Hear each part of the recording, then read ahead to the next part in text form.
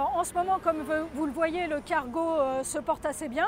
Donc on a eu un petit peu de baisse de cargo pendant la phase de confinement, à peu près moins 8% par rapport au trafic normal l'année dernière. Par contre, on est tombé à moins 98% de trafic passager. On sent un petit frémissement depuis le début du déconfinement. Et moi j'étais de permanence la semaine dernière et nous avons eu en moyenne un peu plus de 10 000 passagers par jour, en progression de 20%, un peu plus de 20% par rapport à la semaine précédente.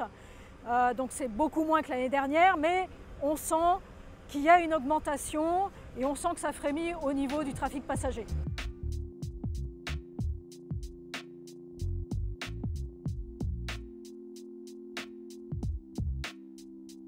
On a au niveau des vols passagers pas mal de vols de rapatriement encore qui opèrent à l'international.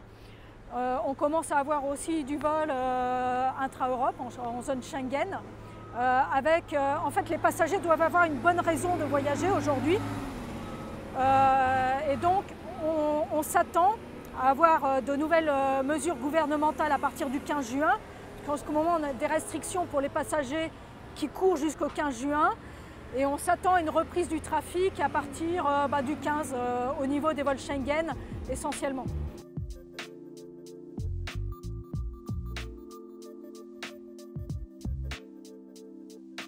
Au niveau d'aéroport de Paris, on va mettre aussi en place des prises de température des passagers aux arrivées.